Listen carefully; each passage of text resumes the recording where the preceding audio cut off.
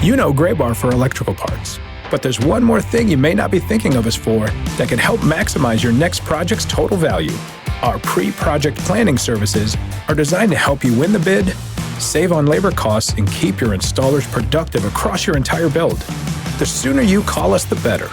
Because when we're there from the beginning, we can anticipate your needs and help you solve problems before they become problems.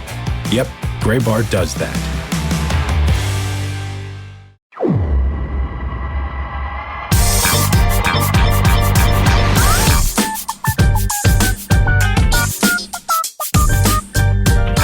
This week's episode of the Show Before the Show podcast, the official podcast of minor league baseball, where sometimes you need to hit the record button in order to get each episode put together. Seems like a smart plan. My name is Tyler Mon. Samuel P. Dykstra is in New York City. Hi, Sam. Hi. Yeah, it's I wouldn't even say sometimes it's a good idea to hit record. Yeah. It's always a good idea. Probably always a good idea. Generally. That's true. That's a smart thing.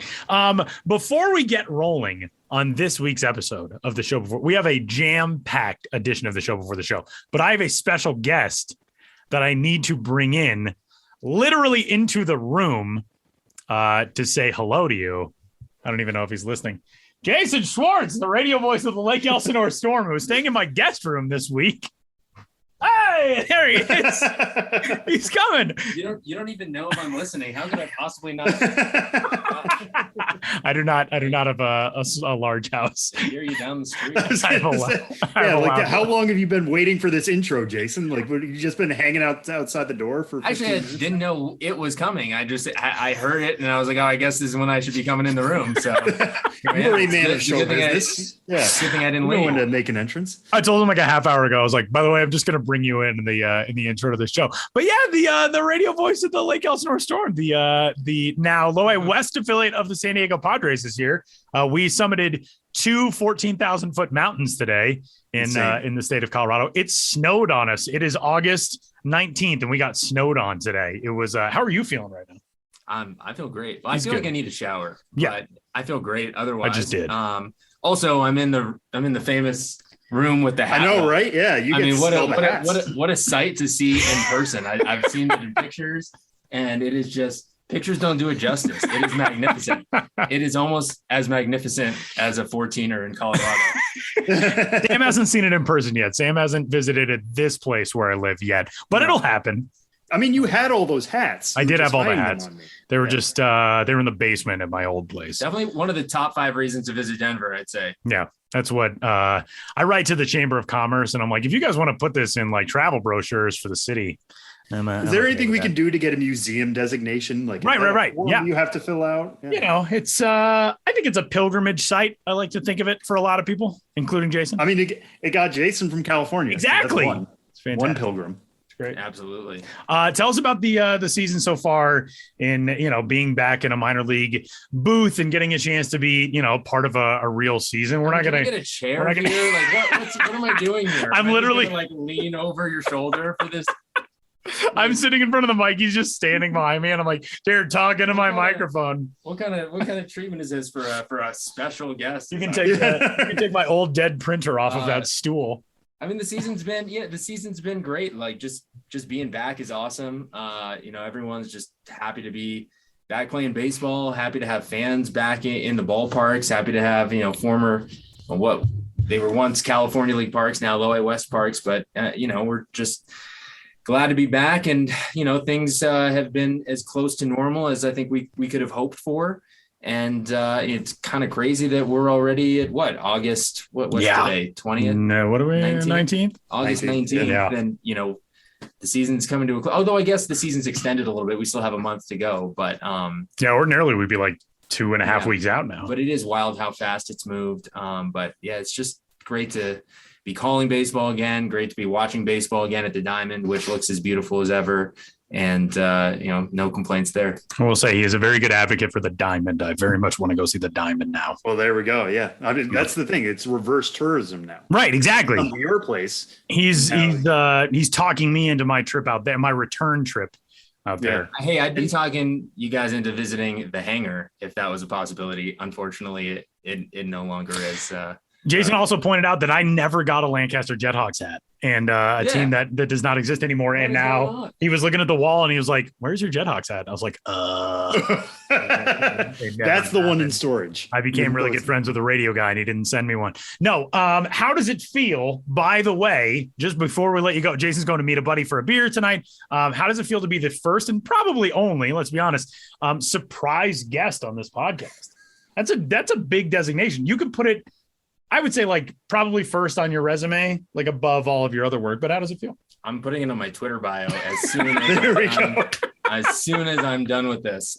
Which is the real resume these days. Really. Right. Exactly. Yeah. I think it feels pretty good.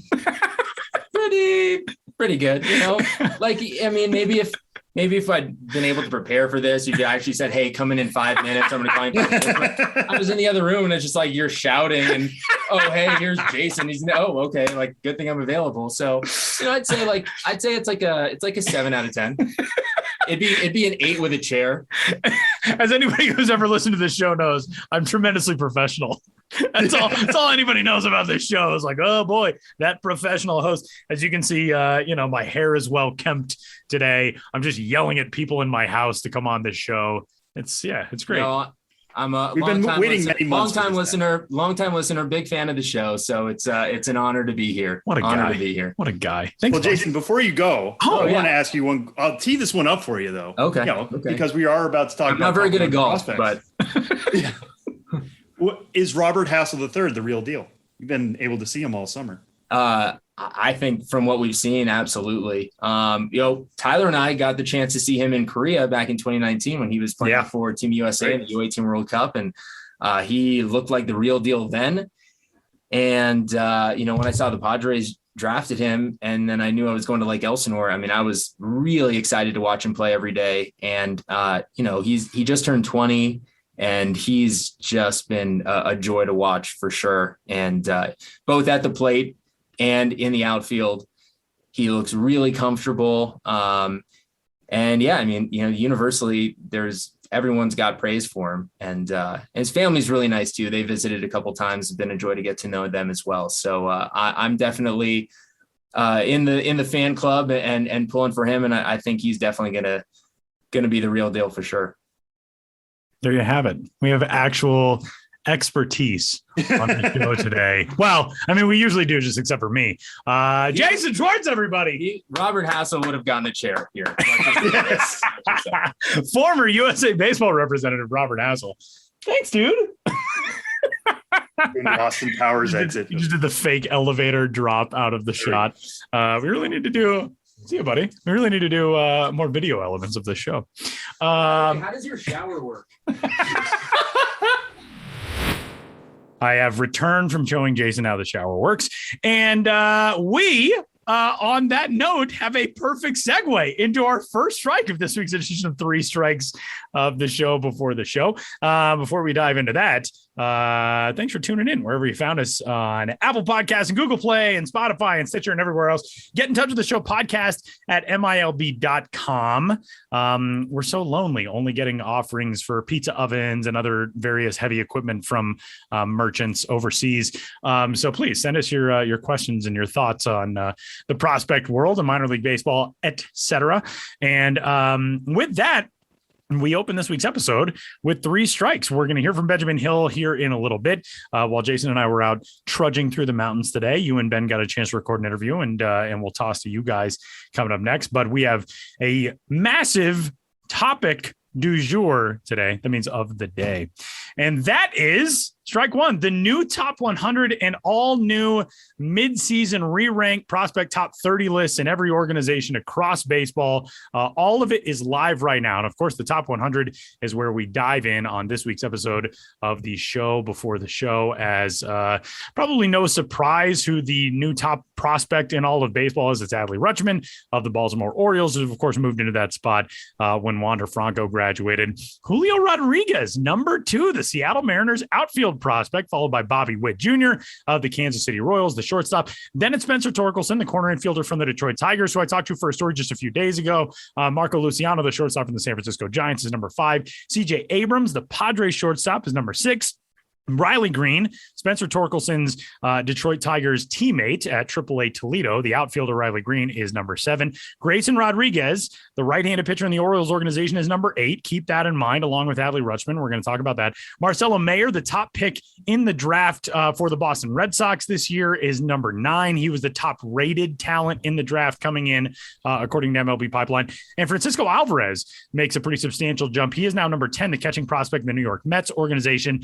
Sam, you had such a massive hand in putting the new top 100 and new organizational top 30s together. Give us the lowdown. Tell us the biggest thoughts that you have on this new top 100. Yeah, I mean, we might as well start there at the top, huh? Like with Adley Rutschman being number 1. I do think this is one of those years in which there isn't really a clear number 1. I know we have him 1. I know other sites have him number 1. So it seems like it's a consensus, but I really do think there is a debate, especially amongst the top 3 names there. You could even throw in Spencer Torkelson. Spencer Torkelson, somebody we gave a 65 overall grade to. So those guys are kind of on their own tier, those top 4. But I think either of the top 3, really, you could talk about as the number 1 overall prospect in baseball. We landed on Adley Rutschman just because I do think, personally, he is going to be a franchise catcher. He's going to be a multi-all-star catcher. He's going to be, a big part of whatever contender comes to Baltimore in the next number of years. He's going to be at the center of that, not only as a catcher who can play the position defensively. He can throw, he can catch, he can frame, he can work with pitchers really well. Talk to anybody who works with him. They all love it. But he can also hit. If he was a first baseman, which he works out a little bit at first base this year in his first full season, if he was just a first baseman, we would say he was a really good first baseman. But the fact that he's also a really good catcher makes him a premium talent, makes him the number 1 overall prospect in baseball, because it is really difficult to do both at catcher. It is really difficult to be an offensive catcher who can also play the position defensively. I understand there is some debate. We don't know if, the automatic balls and strikes are someday going to come to Major League Baseball, and that kind of will limit Adley Rutschman's value, because he is somebody who frames well. He is somebody who catches well. He would still have his arm. That would still work defensively behind the plate, but that would dull his value. I understand that, but it's not here yet. And we don't know when it's coming. And we don't know if it's 3 years down the line, 5 years down the line, 10 years down the line, who knows? So until it is, we're not going to factor that into our decisions. Adley Rutschman, number 1 overall, but Julio Rodriguez having, I would say, probably the summer of his life at this point, medaling in the Olympics, being a big piece of that Dominican Republic team. One thing I noted is he was right in the heart of that lineup throughout. They were getting him playing time. This was not just, hey, here's a kid we're bringing along and putting next to Jose Bautista. He was as big a piece of that roster as anybody else. Basically every game, yeah. Yeah, seriously. So that was really special stuff. And again, we're seeing those results this year, starting out at high A Everett, moving on to double A Arkansas, where he is now back. He's hit everywhere he's played.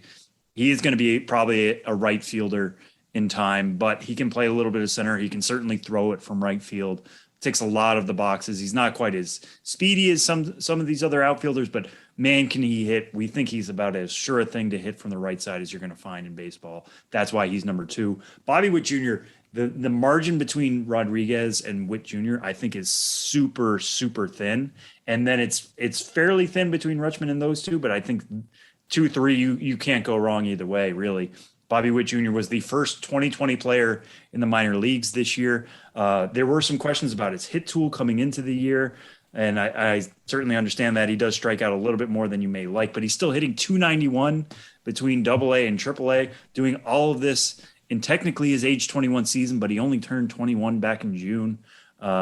Playing a really good shortstop. They're getting him some looks at third base too, because they're not sure how he's going to fit into the major league picture, but they want his bat in there, and they also want his infield arm in there. 60s across the board for Bobby Witt Jr. You could even put a 65 on his power if you want. You may have to take the hit down a little bit, but it just plus tools really across the board.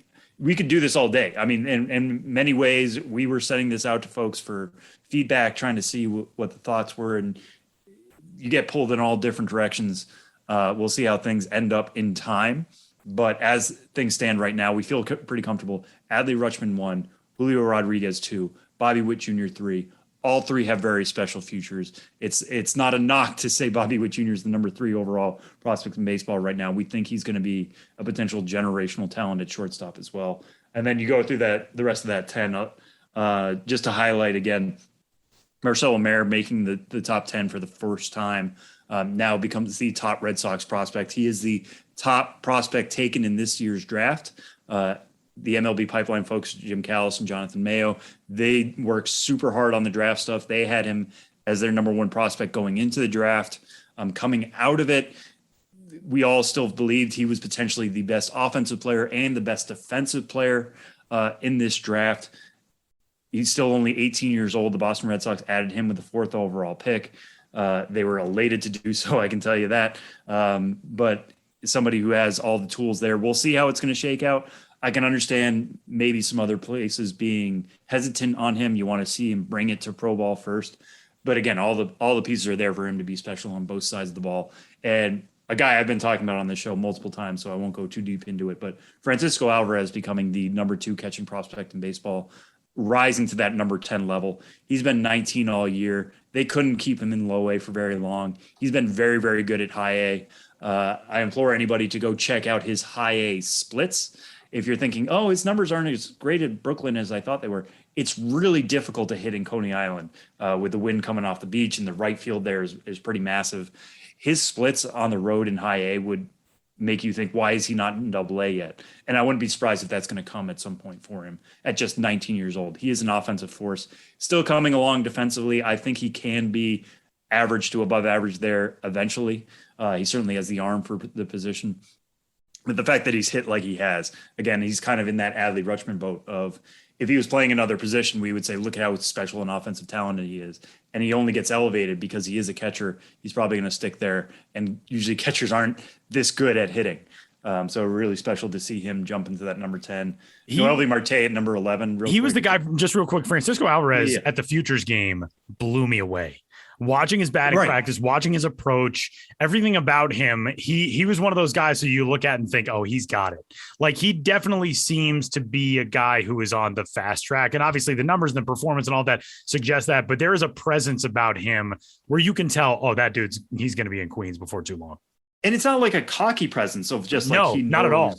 He's all that in a bag of chips. Right. It's just like, he really does have the tools. Like, his batting practice, like you said, if you get a chance to go see him in Brooklyn, do so. If you get a chance to check out his highlights or watch an MLB TV game, the bat speed's going to scream off the screen. Yeah. Like, he is just incredible. A very impressive, very well-rounded prospect. Right.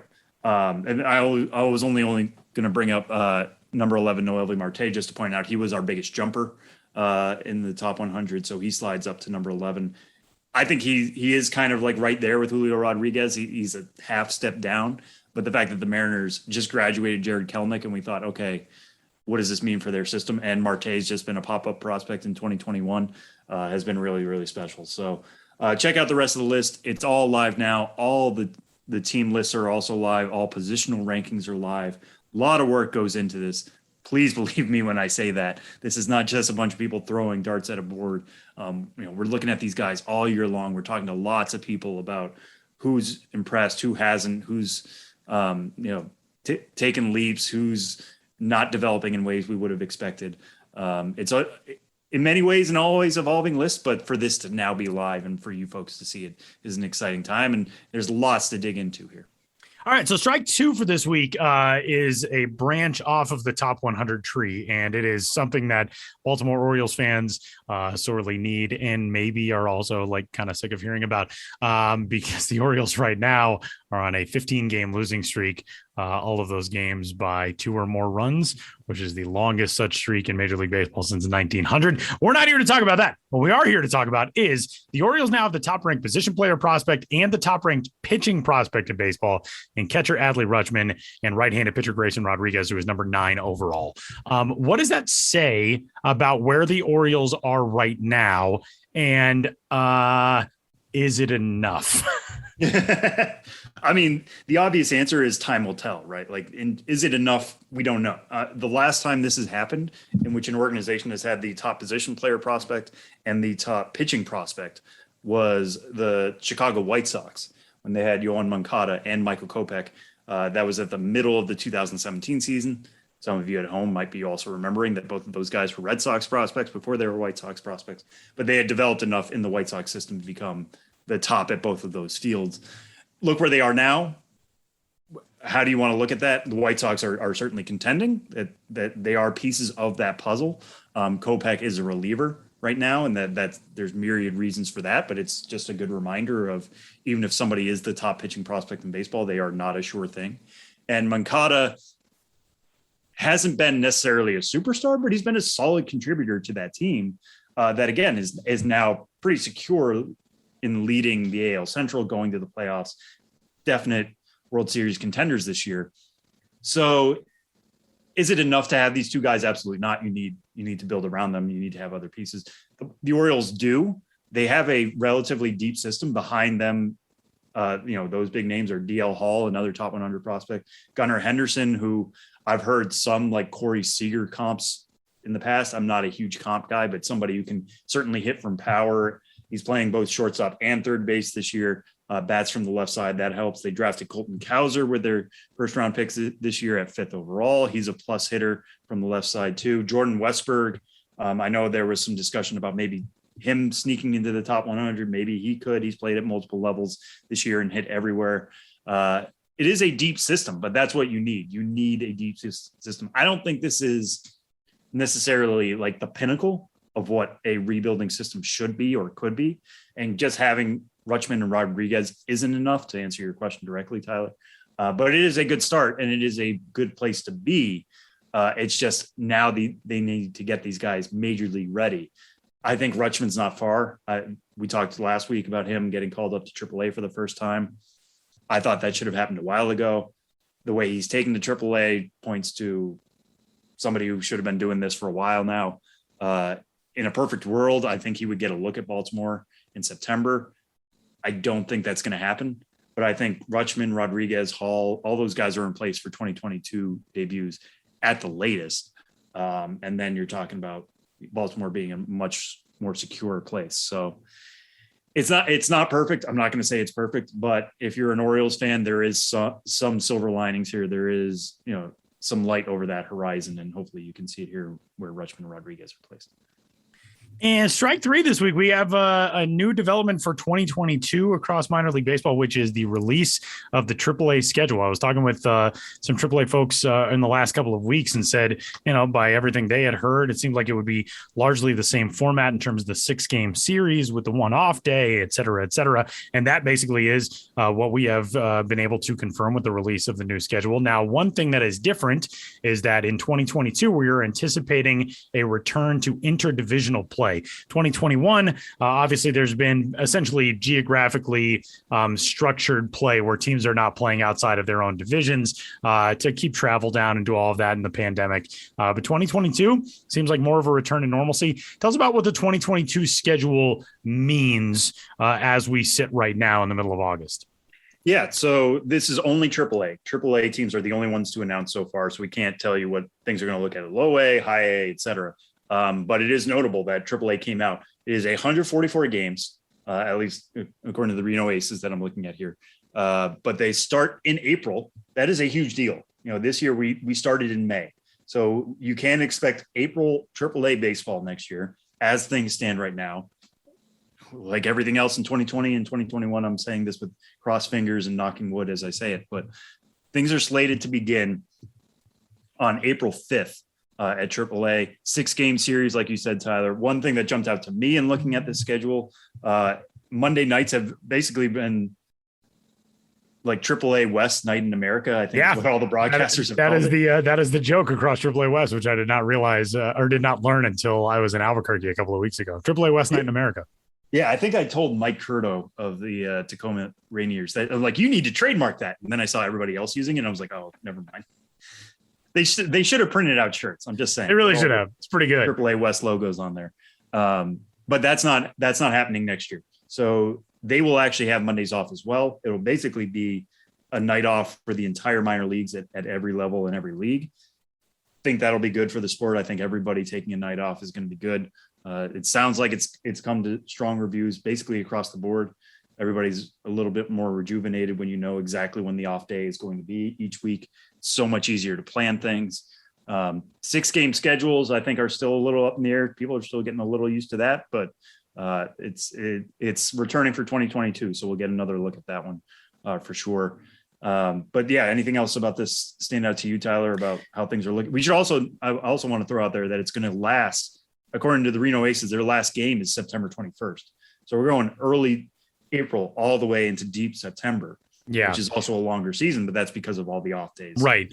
And that it really just feels like it fills out the calendar, cramming as many games as were in the old schedule in with only, a handful of off days outside of the all-star breaks across leagues was tremendously challenging for players, for player development, people, for front office staff workers, all of that. It really does seem like the one-off night a week has been very well received by all parties. And I think it's smart. I think it's great. Mondays for next year are going to be weird, that we won't have any minor league baseball as it seems on Mondays. I would like to know the last, normal season in which there was a scheduled day in which no league was playing anywhere. But yeah, it's I think the structure of there's a giant spider just walking on a web outside my window right now, and it's fascinating. Now he's dropping down outside the window. He's tired of my AAA West analysis.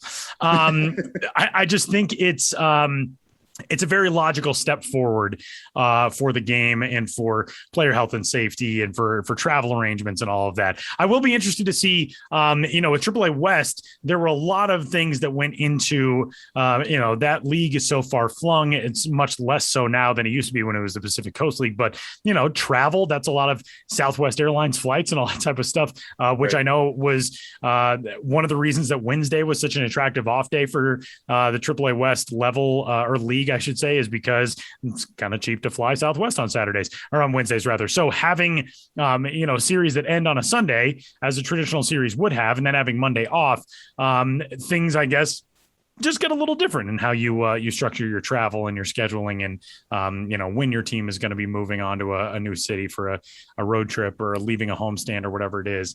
But I think it'll be very cool to see a season with a schedule that the new look of minor league baseball kind of intended to have, because this year it didn't really go that way. So that's one thing that I think will be a positive for next year. Yeah. I mean, just talking about April baseball. That is nice. There's one thing about April baseball is it is one of the coldest months of the schedule every year. Yeah, I was going to say April baseball sounds great unless you're in like Rochester or Buffalo. Right. Yeah. Or like they start half of the other states. Their opening days are the earliest on the calendar every year. But yeah, I mean, it's just nice to have something laid out that, like you said, basically feels like the blueprint moving forward. There's been so many moving targets, so many things to keep track of. Is this going to stay? Is this going to stay? What's it going to look like? To have something that feels like, okay, this is what it's going to be like for years to come, not just next year because of COVID or anything else that's going on with the game. This feels not set in stone, I don't want to say, but much more like it's here to stay. And I think that there is a level of comfort to that. And that is 3 strikes for this week's episode of the show before the show. The spider is back now. Sam, please tell us about what's coming up between you and Ben Hill. Yeah. So this next segment is going to be Ben and I just chatting about, like everything else we've done lately with Ben, which is always great. We get to talk a little bit about his trips, including his one to Chattanooga a little while ago, in which he talked to the longtime broadcaster of the Chattanooga Lookouts. And also, he went back to my ancestral homeland, Worcester, Massachusetts. He was there just last week at Polar Park for 3 games. I thought you were going to say Ireland, and I was going to be very surprised. I know. Where did Ben get a baseball story in Ireland? I guess Baseball Ireland is a talented program in Europe. I don't want to... else from the Baseball Ireland folks. Yeah, the longer I'm from, or the longer I'm away from Massachusetts, I guess the more it feels like the ancestral homeland. Yeah, psychologists can have a field day with that one, I suppose. But anyway, Ben went back to Worcester. We talked a lot about Worcester. Our interview this week is about Worcester and what it's like to set up a new food situation in a brand new ballpark. So yeah, first up, here's me and Ben.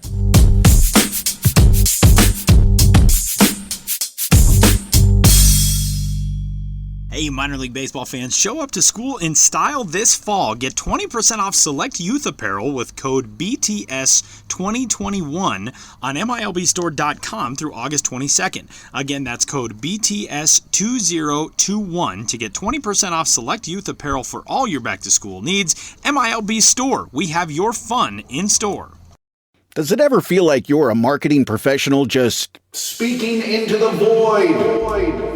But with LinkedIn ads, you can know you're reaching the right decision makers, a network of 130 million of them, in fact. You can even target buyers by job title, industry, company, seniority, skills, and did I say job title? See how you can avoid the void and reach the right buyers with LinkedIn ads. Spend $250 on your first campaign and get a free $250 credit for the next one. Get started at linkedin.com/campaign. Terms and conditions apply.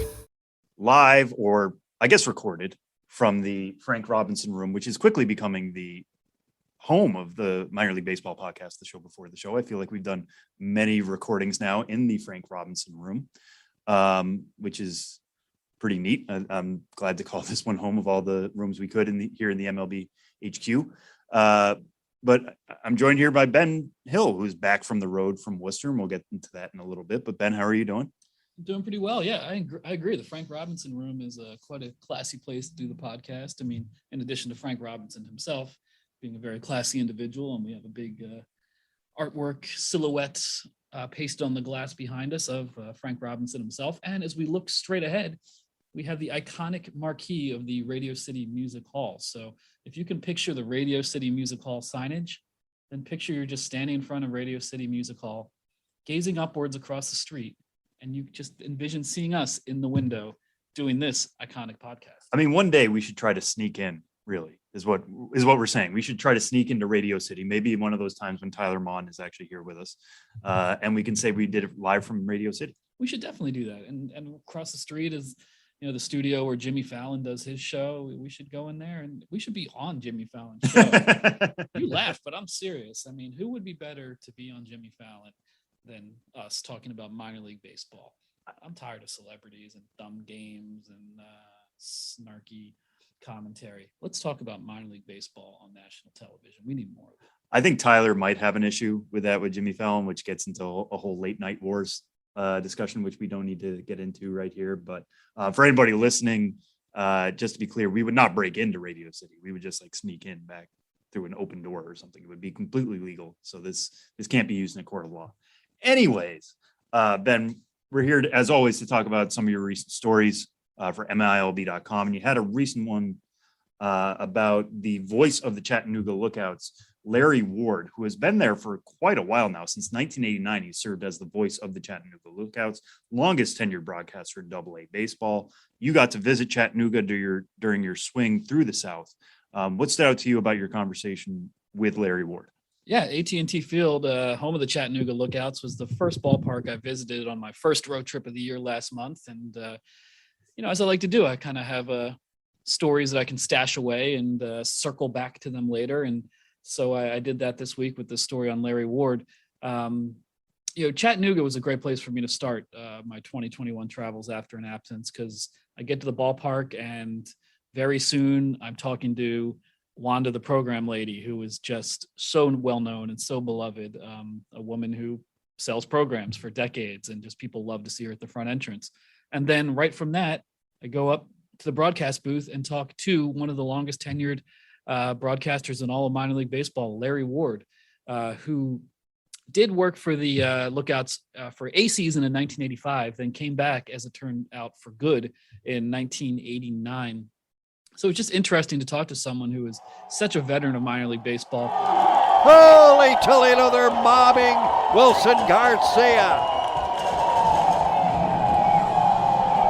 Oh my, they've got a bucket of water. He's going to get a bath. You better believe it. And there it goes, Garcia. Out of the stretch in the 3-2, and Tannerwood swings and drives it high. He drives it deep. He drives it back, and goodbye, baseball. He'll take it into right field. That ball is going, and goodbye, baseball again.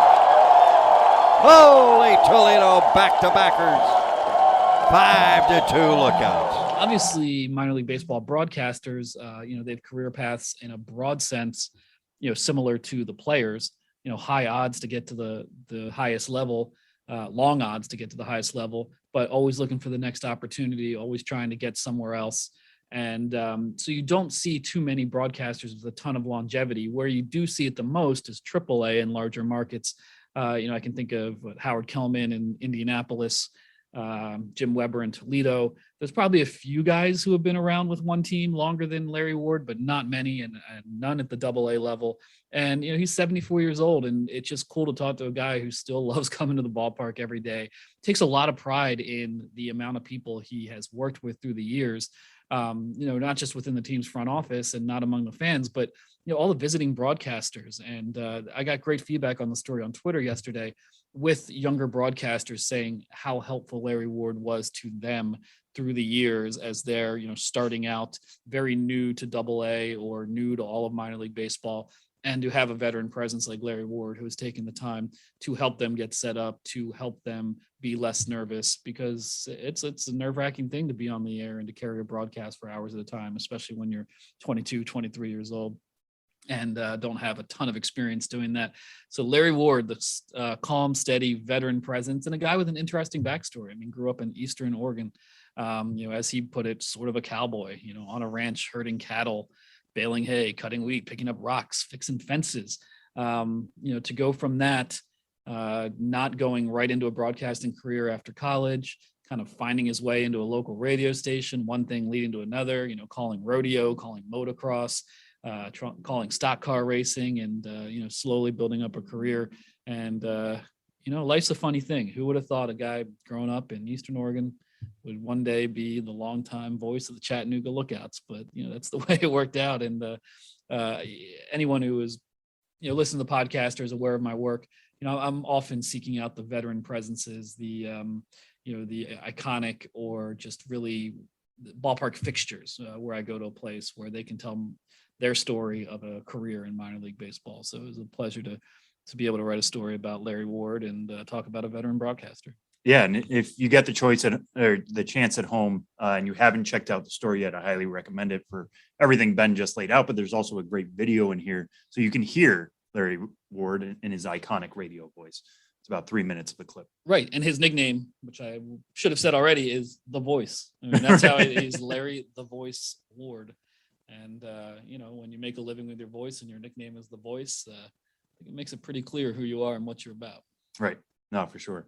And let's move on to your most recent trip, Ben, which was a very exciting one for me, even though I didn't get to go on it. I wasn't your designated eater, but you did go back to my ancestral homeland, Worcester, Massachusetts, to go see the Woo Sox at Polar Park. A brand new stadium for 2021, a brand new team in some aspects. The Woo Sox moved from Pawtucket, where there was a ton of history. They're making new history in Worcester. So they're trying to formulate their own brand, but also link back to the history, not only of Worcester baseball, but AAA baseball in the Red Sox system. So many things going on at the same time with this move and with this first season. So when you got to experience it last week, which I think was 3 games over 2 days, because you were there for a doubleheader, right, what stood out to you most about your Worcester experience? Yeah, I was there on Friday, August 13th, Saturday, August 14th, fourth new ballpark I visited this year, and following Rocket City, Kannapolis, and Fredericksburg. And I would say that Polar Park in Worcester was the most distinct of those facilities, and one of the more distinct new ballparks I've seen, over the course of the last decade, just in terms of the larger landscape, where it is in downtown, the vantage points and views of the city within it, the train, the freight train going down, past the first base side, left field side of the ball, or third base side, left field. I was going to say third base side, left field side of the ballpark. Is a really unique thing. The Table Talk Pie Factory, just beyond on the first base side, beyond right field. Really unique architectural quirks. I mean, of course, they're the AAA ballpark of the AAA team of the Boston Red Sox. And as opposed to a green monster, they have a blue monster, and it's in right field. And that's because this land, Worcester is a pretty hilly town, and the land that the ballpark was built on was certainly not level. So in right field, they had to deal with a lot of hills and uneven elevation, and they made a retaining wall in right field and made it their blue monster. So on one hand, it very much brings to mind a Red Sox affiliate. You have a very distinctly colored, huge, tall fence and seats above it, which are really unique. But on the other hand, it's a blue monster in right field. It's their own thing. And I think you see that throughout this. It is filled with the history of the Boston Red Sox. And you'll see statues of Ted Williams and all sorts of signage and art related to Boston Red Sox greats, all sorts of signs and arts and throwbacks to when they were in Pawtucket for so many years, but also trying to very hard to establish their own sense of place in a brand new location. And it would be a separate podcast and then some to talk about the twists and turns that led to Worcester. But this has been a period. To get this ballpark open was really the start of a saga that began in 2014 when new ownership bought the team, immediately wanted to move it to Providence, Rhode Island. That fell through. And there's a lot of twists and turns. So, and a lot of bad blood and bad feelings, certainly among, fans who loved McCoy Stadium, the home of the Pawtucket Red Sox, the city of Pawtucket, that, wanted to keep the team. At least they said they wanted to keep the team. I don't want to get into the city government Right. politics and all that. But there was a lot at play here that is a saga in and of itself. And when I go to a ballpark, I'm not saying I'm ignorant to those things, but I just want to evaluate it once I'm there, saying like, this exists now. What is it? What is it like? And not get too bogged down in the backstory. And my first thought about going into Polar Park was more so than any other ballpark I visited this year, was like, wow, this place is very much its own unique ballpark. The corrugated steel, exterior and on the inside too. There's kind of an industrial feel to the architectural aesthetic. Janet Marie Smith, was involved in the design. Who's a icon in baseball architecture going back to Camden Yards and beforehand. Some real heavy hitters in the team's front office and architecturally, and really making sure that this is not cookie cutter. And it is not. And there's a 360-degree concourse, but as opposed to, for lack of a better way to put it, a flat circle where you can just do a lap, and Sam, you were there, it's wide for a while, then it gets real narrow, then you go up a flight of stairs, and then there's like a group area, and then the path verges up a little bit more, and then you're up high, and then it widens out and lowers, and there's all sorts of quirks and corners and caverns and crannies throughout. So when you do a lap at this ballpark, you're going up and down and have all sorts of little, not alleyways, but little side areas to explore, and it's not at all just doing a circle and seeing the same things in the same locations, which, not to sound jaded, but can be the case with a lot of new ballparks where it's hard to find things that are truly unique to that ballpark as opposed to following the template of a ballpark in this era. Right. And it kind of feels like its own city in that way, right? Like everything's kind of tucked into certain ways. Like you're talking about, alleyways are involved here. There's little things tucked around corners.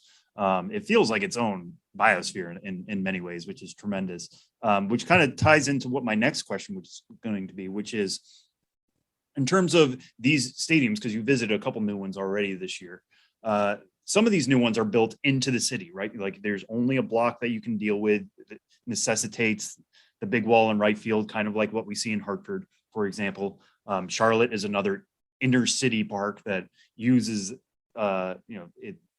its surroundings really well and really opens up to the city. Do you have a preference on that? Like some of these parks, they are away from the city. There's much more open, there's much more space, so much easier to park, which is obviously a concern for a lot of folks getting to the ball game. That's a huge deal. Worcester, it's kind of hodgepodge in parking wherever you can find it in downtown Worcester. But do you have a preference on that? Like if you were to start a stadium, would you try to smash it into a city block and make the most of that space, or would you go somewhere where you can just spread it out nice and wide and build everything you want? Well, obviously advantages and disadvantages to both, but I would fall firmly on the side that, wherever possible, to be a true downtown ballpark. One, it can vary by situation, but one, to be more of an economic driver to the businesses around it, and to also be symbolic to an extent of what the city is capable of supporting, and to like in Kannapolis, kind of a real distinct structure that says this is who we are now, not who we are. This is where way into the post-industrial era, and we're redefining ourselves and what our downtown is, and the restaurants, the hotels, and the businesses, and all the companies that are part of that and that can tie into the ballpark experience. So I like that downtown ballparks have more of a story behind them, it often seems. And I also like just being at a ballpark and the vantage points and views, and feeling like you're very much in the ballpark. I mean, you're right about parking. There's a lot around Polar Park, but hodgepodge is the perfect word to put it. And that's the case in a lot of downtown ballparks. There is not the room for just a standalone lot. There's development going on around the ballpark. I think there will be another parking garage, but you have hassles with parking, with traffic in general, with proximity to major roads that make it accessible, to overcoming public sentiment a lot of the time, people's perceptions of a particular city's downtown, being like, oh, I don't do that. I know Hartford got a lot of that. Like, I don't go to downtown. Why would I go there? But that's kind of the point. Like, for those of you who don't live in the city, who aren't tied into the city's ebb and flow and daily life, this is a reason for you to come there. Don't fall prey to your previous misconceptions of where you would not go. Go see what the new thing is, and hopefully it's part of a larger reinvention. It's a complicated topic because there's so many factors at play with all sorts of things, funding and the land use, and being a year-round facility, and what other events you can hold, and the surrounding area and larger development. So it's something you kind of have to analyze on a case-by-case basis. But again, just going to a place and saying, hey, I'm here for a game, I want that to be downtown. All else not necessarily being equal, but in a vacuum, I suppose. If I'm going to a game, if I'm covering a ballpark, yeah, let's be downtown. Let's get that energy. It's hard to feel the same energy when you look around and you see maybe, a suburban housing development, or just, some open land, or some coming soon real estate signs or whatever. It just doesn't have the same appeal. Yeah, and I'll also throw out there, I know I said parking can be difficult in downtown areas, but also if you put a ballpark in a downtown area, it encourages people to use public transportation. Right. And also the city to develop public transportation to the ballpark. Public transportation, yeah. And I mean, Sam, as you know, being a native son, I mean, there's a train station that's a very short walk, Union Station, a very short walk from the ballpark. Fans could get there from Boston. You're a Red Sox fan and you live right in Boston, right around. You could take the train directly, essentially, to see your AAA affiliate. Hopefully, it does tie into more public transit options, and also it speaks to the livability of a city where hopefully that residents who can walk to a game can go to a game. I know there's more development around the ballpark planned with residential units, and talking to people with the team, they want that absolutely, because every person who lives in one of those ballpark adjacent apartments, it doesn't mean they're all going to be season ticket holders, but that's just that much more in the population that can walk to a game and are likely to frequent the ballpark. And so it's all part of a longer term vision. Yeah, for sure. And I when I was there for opening day in Worcester, I talked to a few people who all said they walked there, which I thought was tremendous. That meant so much more to me than people who were coming from all corners. I think being able to walk to a ballpark, it's actually one of the saddest things now is thinking that you or I, Ben, could have walked to Ebbets Field. Yeah. If the Dodgers were still in Brooklyn. Obviously many reasons behind that, why that's no longer the case, and et cetera, et cetera. But if you live close enough to a ballpark and you can walk to it, I think you're a fan for life at that point. Yeah. Huge perk. And Worcester, Sam, you knew this, but who knew, as a non-New Englander, that's the second largest city in New England. It is. I wouldn't have guessed that. I would have thought Boston, and then I wouldn't have thought Worcester. Providence, Hartford is up there. Bridgeport is actually the biggest city in Connecticut. Not a lot of people know that. Not a lot of huge cities in Maine, New Hampshire, and Vermont, but you got your Portlands, your Manchesters. But yeah, no, Worcester is a major place. I mean, it used to be, like so many of these places we talked about, a major textile area. Another kind of offshoot of Boston, just things kind of pushed out, but then with the train station there, and it became what it likes to call itself, the heart of the Commonwealth, the heart of New England. So many people had to go through there to get to other places that it became such a big place in itself. And a lot of famous names have come through Worcester, both through baseball and just people you might recognize at home. So Worcester has very much its own history, and I'm glad it's forming its own chapter now with the Woo Sox. Ben, why don't you take us now into our interview that we just actually wrapped up before this segment, but is coming after the segment in the podcast, all about the food of Worcester. Yeah, well, following up on this riveting discussion we're having about Polar Park, home of the Woo Sox, we have just spoken with, and now you will hear an interview with Cody Malone, the team's vice president of hospitality. I've crossed paths with Cody in my own ballpark travels, with the Tulsa Drillers, more recently with the new ballpark in Las Vegas, and now he's come to Worcester. So always a pleasure to see him. And we just talked to him about, whoa, you're opening a ballpark. Got to plan the whole process. What does that take? And specifically, what does that take when you're opening a new ballpark, a AAA Red Sox affiliate in Worcester, Mass. So he's here to talk about it.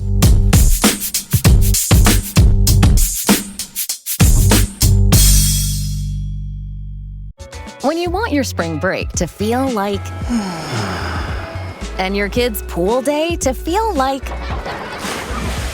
and your hotel bed to feel like ooh, and room service to feel like because at Hilton, hospitality feels like your cabana's ready. Would you like fresh towels? It matters where you stay. Book now at Hilton.com. Hilton, for the stay. It's the Show Before the Show podcast. I am Ben Hill. With me, pretty much as always, is Sam Dykstra, sitting to my right. And right now we have a very special guest, Cody Malone, the Vice President of Hospitality for the Worcester Red Sox. And I spent a lot of time with Cody just last weekend when I visited Polar Park, the home of the Woo Sox.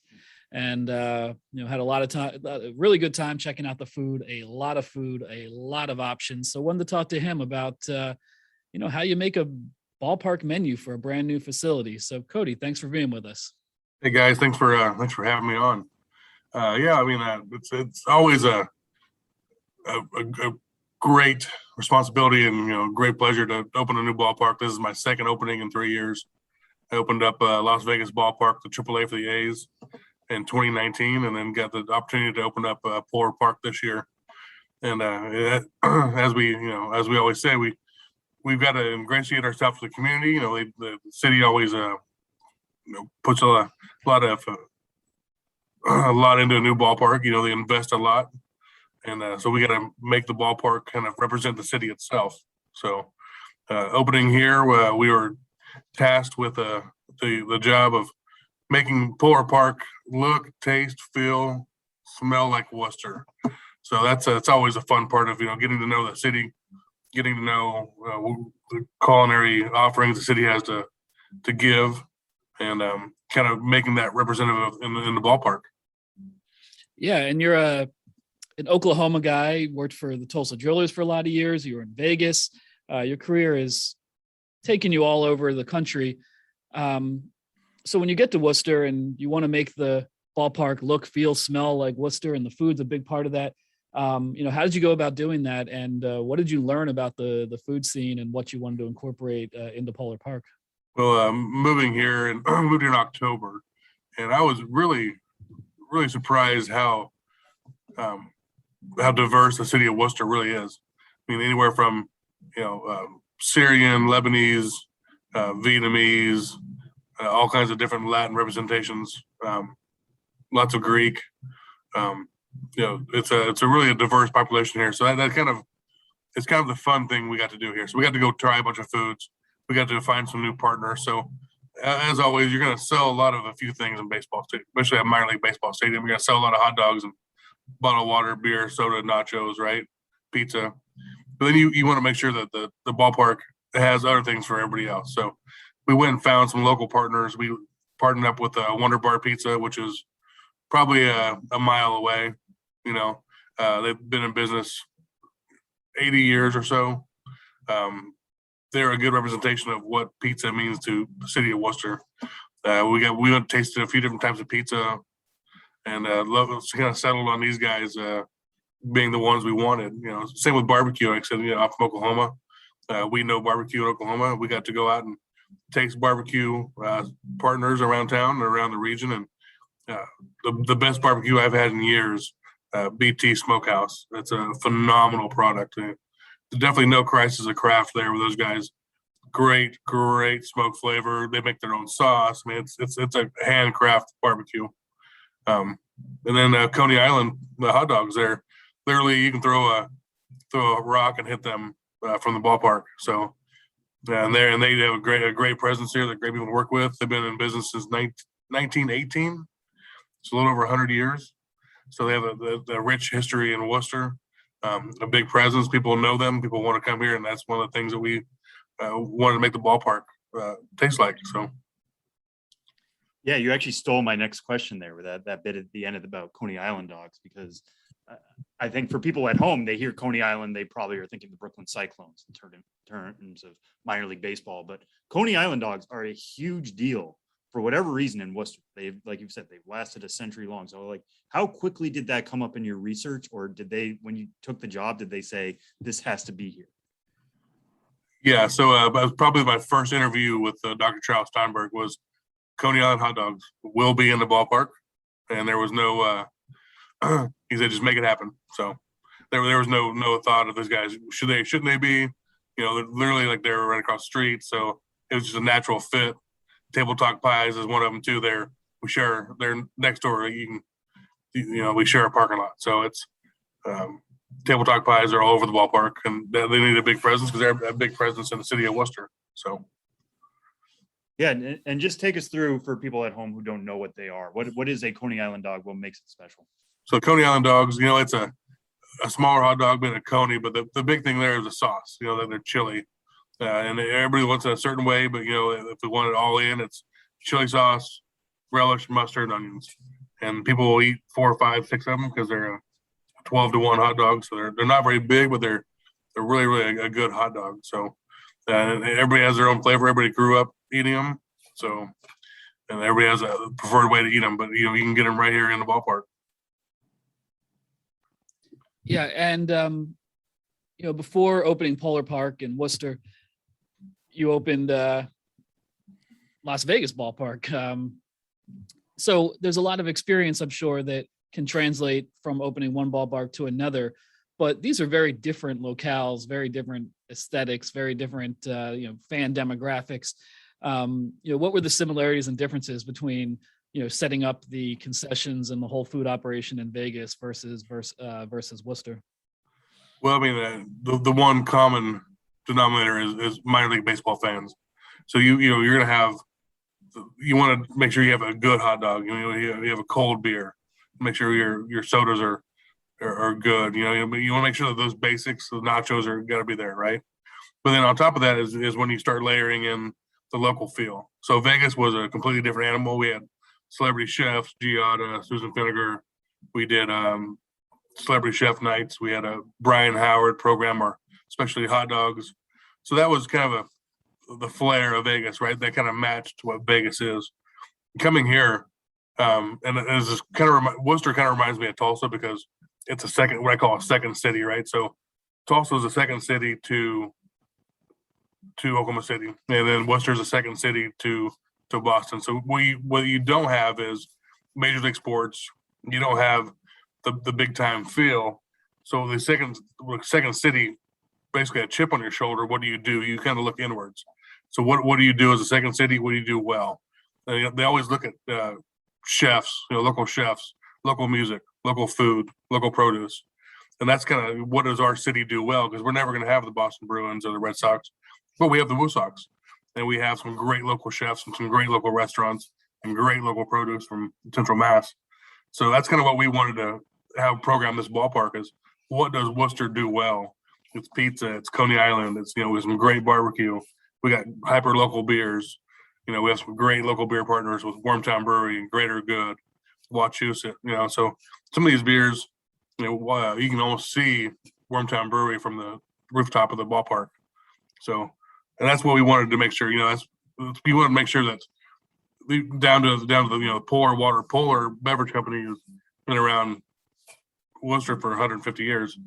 Then we make sure that like I said, it even tastes like Worcester. So that's what we're drinking, the Polar waters. The Polar beverages. Make sure that well represented. Yeah, and we've talked a lot about getting the basics right. Like you said, the one thing you always want to be right, no matter where you are, Vegas, Tulsa, Worcester, is getting the nachos, getting the hot dogs, getting the pizza down. But what dish that's maybe a little bit out there are you most proud of? First from Worcester, from what you're doing now, but also just from your entire minor league tenure. Well, I've worked in, I think, 19 minor league ballparks in some form or fashion over the last 10 years, either a regional or on support or just operating a ballpark. Here, I'm really proud of what we've done. And honestly, there's a lot more to come here. We haven't even finished construction here yet. We still have a container park to come online in the next few weeks and stuff coming on next year. Here, technology is big. So we have our fully frictionless checkout grab and go market. Right now it's a self-checkout market, but it's coming on as in October as a fully frictionless checkout with your app, and has a standard cognition technology, like 90 cameras in the ceilings that watch you come in. If you have the app, you can grab what you want and walk right out of the market. So it's a pretty cool deal. You know, one of the Larry Lucchino wanted us to be first and foremost on the leading edge of technology here at the ballpark. So that's a really neat deal there. I'm really proud of how we programmed this ballpark with our local restaurant partners, just to get them here and make this place, like I said, taste like Worcester. But we are opening up a container park that will have we call a Taste of Worcester food container, which we will rotate local partners through every homestand. So it could be one homestand could be Dominican food, next homestand could be West African food, next homestand could be, Syrian, Lebanese. So it's going to be ever changing, ever evolving, because you got to think we're 70 games, season ticket holders want something new besides a nacho helmet or a hot dog and a soda. So we've got to give them a little bit of variety, homestand to homestand. So this will give us a good chance to bring the community into Polar Park, and then an added benefit to our season ticket holders and to our ticket buyers, our guests. And as far as most proud of them, like all these ballparks I worked in, they're all like different children. So you've kind of got a favorite from them all, right? So in Tulsa, we did a great job with our own barbecue. We had a 16-foot trailer smoker. We would put out 400 pounds of barbecue a day some days. In Vegas it was Flair. So we did a great guest chef series with strip chefs and regional and even national celebrity chefs. So that was a lot of fun to, they're all kind of different, different dynamics, but they're all, no matter what, to me, it always boils down to the guests. So I still get text messages from guests, season ticket holders in Tulsa, wishing me a Merry Christmas or Happy Birthday, or, people didn't know I'd left Vegas. I got a phone call the other day saying they were out of their favorite beer in the bar section 114. I was like, well, sorry, Ann, I don't want to work there anymore, but I'll call somebody and get you your beer stock. So, honestly, that's probably why I've stayed in this business for 10 years. Is I really enjoy getting to know the season ticket holders and getting to know the people that come to the minor league stadium day in and day out. All right, Cody, we'll finish up on this one. Just one last one for me anyway. In terms of when people first get to Polar Park, some people are going to be getting there for the first time. It's a new park. People are just visiting it. What do you recommend is the first place they head to? Like, the line's going to be super long. You're going to want to get there early. You're going to want to get there as quickly as you can to beat the lines and make sure you would get to this one spot in the park.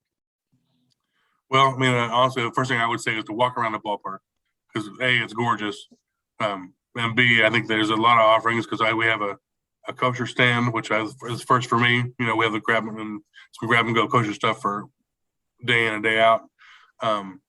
And I think that one thing you want to hang your hat on, and always I've been in this business 27 years. Our beer selection to me is great. I've never had a diverse and a local beer selection like we had here before. So if you go to our craft corner in the right field corner, we have 10 taps that are all local. And I probably have another, I would say, 45 SKUs of local and import beers, craft beers. So I think that's, to me, as a beer drinker, that'd be the place to come. We do your walk around, grab a good local beer at Wormtown or a Greater Good, and then kind of see what you want to eat from there. And Cody, one last thing I wanted to touch on is that in preparing for the first season at Polar Park in 2021, Obviously, the planning started way before that, in the midst of a pandemic. And, how does that affect the planning? And then as well as heading into the season, supply issues, staffing, what are some of the unique challenges you faced due to the very unique circumstances, facing the team in America this year and the world? Yeah, I'd say this was a very, every new opening has its challenges, but this one was opening a new ballpark under construction in a pandemic, short-staffed, right? So there's all those things we would write a menu and then find out we can't get that product. So you got to be a little bit flexible. Back technology, digital menu boards, you can change your menu in the middle of a game if you have to. But like programming it was, I think we kind of, as most people have gone kind of back to basics this year, because it's something you can get. You can get a hot dog. You're going to get, chips and cheese. So you kind of make sure you have the basics right, and then you don't try to go too crazy this year because you never know what's going to happen day to day on supply chain issues. We've came close to running out of nacho helmets 5 times, but one day we had some overnighted in the belly of a Southwest Airlines plane and had to go to Boston Logan and pick up 10 cases off the carousel. So it's every week's a new challenge for us. But programming this building was the challenges were probably the same ones everybody went through this year because not having a season last year, you kind of had to start fresh. As always, staffing has been our biggest issue this year. So you kind of almost need to write a menu to a lower common denominator than you would anywhere else because you don't know who you're going to hire and how great of a culinarian they're going to be to make some big, crazy hamburgers or crazy hot dogs or whatever. So we kind of kept it simple and done a few things well, done our basics well, and do a few things, the signature items really well was what kind of our thought was on this one. And then to partner with a great local restaurants and let them do what they do well.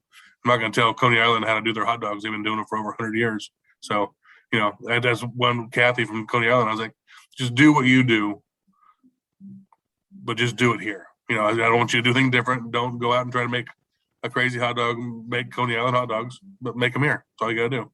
Same with the BT Smokehouse. Just keep making great barbecue, but just sell it to our guests here. So. Yeah, well, despite the challenges, I really enjoyed Polar Park, and the food is a huge part of that. Sam Dykstra. I highly recommend it. Yeah. Yeah, he recommends it. Great time. Native of Palmer, Massachusetts, so he's biased. Right. But if anyone listening can get out there over the next month, 6 weeks to check out a game, highly recommended. A lot of food to check out. And Cody Malone's a big reason for that. So, Cody, thanks for visiting us on the Show Before the Show podcast. It's Cody Malone, Director of Hospitality for the Woo Sox, the Worcester Red Sox. Thanks for being here. Hi, guys. Appreciate it.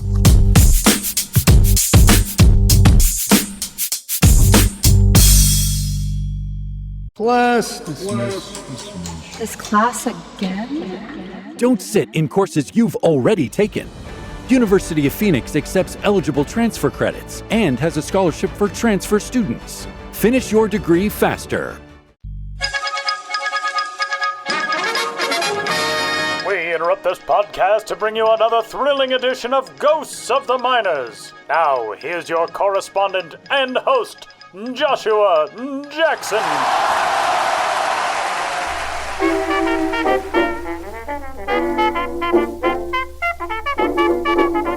Welcome back to Ghosts of the Miners, in which all of you out there in Radioland must identify the legitimate historical ball club hiding amidst the fraudulent pair. One of them made memories, the others made you a monkey. In the last segment, I asked you which of the following minor league baseball teams did at one time exist. A, the Eau Claire Fawns. B, the Yakutat Pups. C, the Elgin Kittens. As all you Hepcats know, the correct answer is C, the Elgin Kittens. Named for manager Malachi Mal Jedediah Kittredge, the Kittens of Elgin, Illinois finished first in a league that finished first too. The Northern Association was done barely 3 months after it got started. But for a short while in 1910, Elgin was the cat's meow in an 8-club circuit. If only the fans had known. In mid-July, Elgin and the Kankakee K's bowed out because of what the press described as a lack of interest. and the departure of the Kittens and the K's spelled KO for the NA. With no rooters in the stands, Kittredge's Kittens may have owed the success they had on the field to their namesake. He'd come to the Illinois club after helming 2 different teams to titles in the New York State League in 1908 and 1909, and he had a 16-year career as catcher in the National and American Leagues dating back to his rookie campaign with Cap Anson's Chicago Colts in 1890. Managing Elgin as a wizened man of 40, old Mal was still cat-like enough to don the tools of ignorance and stick his tail behind the plate until the Northern Association used up its 9 lives in short order. Following the circuit's breakup in the summer of 10, Kittredge was hired as a scout by the Tigers, but by that September he'd bought a piece of the Saginaw Wawas of the Southern Michigan League for $3,500, and he managed and sometimes caught for them too at age 41 in 1911, when they came to be known as the Crazy Cats. Thus, although Saginaw finished 4th, it was the perfect next stop after the Elgin Kittens for Malachi Kittredge. Now, on to the question for next time. Which of these clubs made names for themselves in the minor leagues of yore? A. The Scottsdale Scotties.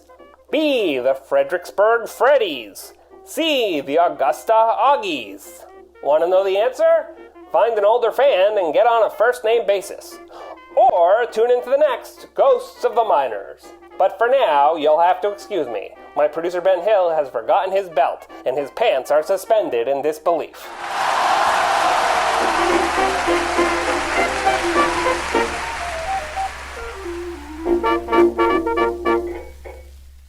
Well, big thanks to you guys for doing the heavy lifting on this week's episode of the show before the show. It was a fun episode. Mostly yes. No, because I mean, you guys did great work. You brought a special guest. That is true. That is true. Is some heavy lifting. I do my best, which is good because tomorrow, based on the hikes we took today, I don't know if I'll be able to get out of bed at all. So now we move on to our final segment of this week's episode of the show before the show, which is where we tell you what we are watching this week on MILB.TV. That's where you catch all the top talent of minor league baseball for the final month and a half, really ish now of the minor league season. Sam, what are you keeping an eye on? Yeah, I don't know if it's just because I have Red Sox on the brain after talking about Worcester for the previous 2 segments before this. I'm not going to mention the Worcester Red Sox series this weekend, though you can certainly tune into that. But what I will recommend is Salem at Lynchburg, and specifically because of 2 Red Sox prospects, both of which were taken in the 2020 draft. Actually, they were the top 2 picks by the Sox last year. Nick York, who I think was a big surprise pick by the Sox at 17th overall. Not many people had him in the first round at all. The Red Sox were pretty adamant that they thought he could have played his way there, if not for the pandemic that kind of stopped his high school season short, like it did for so many. So they stuck by that pick, and it's been working out pretty well for him in 2021. He's got a .318 batting average, .409 on base percentage, and he's slugging .482, 8 homers in 73 games. Very much hit over power for him. But what the Sox were saying the whole time is this guy can really hit from the right side. We're not that worried that he's only going to be second base. We're not that worried that he may be an average power guy with below average run tool. He's going to really, really hit, and he's proving that correct so far. He also is just getting joined in that Salem lineup by Blaze Jordan, who was their 3rd round pick last year, but their 2nd pick because they didn't have a 2nd round selection in 2020. He's still only 18, but he has some of the best power in this entire system right there. Former high school home run derby winner. Yes. Blaze Jordan. Yes. He showed up so much power on all the showcase circuits, was basically a legend in his own right in terms of that power. Kind of ironic for the name Blaze. He should be fast instead of like all power. What would like be Pop Jordan? Yeah. Blast Jordan. Blast Jordan is a good one, actually. Yeah. Yeah. If we ever get him on the show, we're going to do that. Did you ever try to work on the speed tool? Your first name is Blaze. You ever think like, all right, I got to add this. I got to swipe bags now. Your whole profile is wrong for us.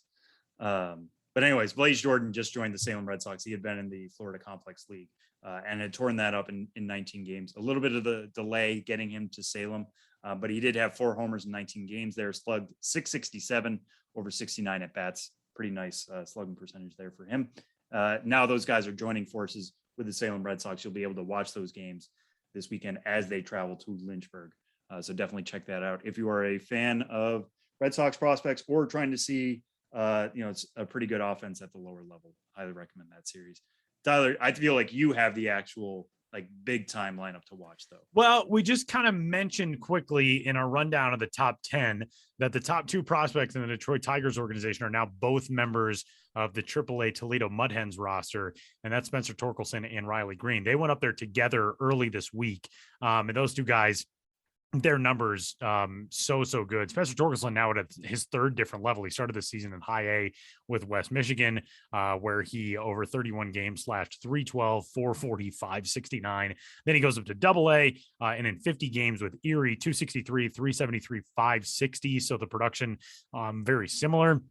Now gets a chance at AAA with the Mud Hens, the first overall selection last year for the Tigers. And he goes up with Riley Green. Spencer Torkelson, 21 years old. Riley Green, 20 years old. He was the 5th overall pick back in 2019. And Riley Green, like Spencer Torkelson, comes to Toledo from Erie, where he spent the entirety of the season up until this promotion. And his numbers comparable, even better in certain categories: 298, 381, 525 in 84 games. So both of those guys now are members of that Toledo lineup, and Toledo is home this weekend taking on Indianapolis. So you can get a chance to check out the Mud Hens as they bring in the top 2 talents in the Detroit Tigers organization, and a very fun squad that now is in AAA East.